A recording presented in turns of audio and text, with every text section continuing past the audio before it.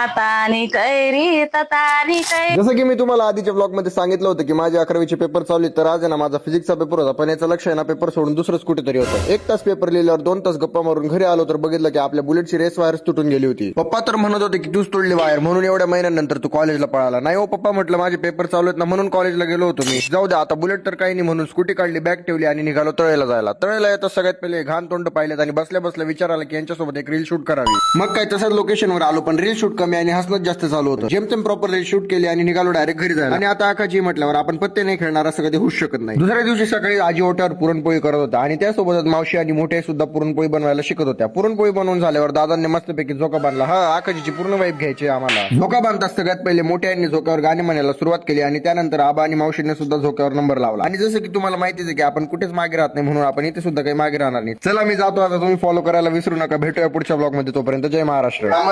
आतानी कैरी ततानी कैरी कैरी झोका खाय वो.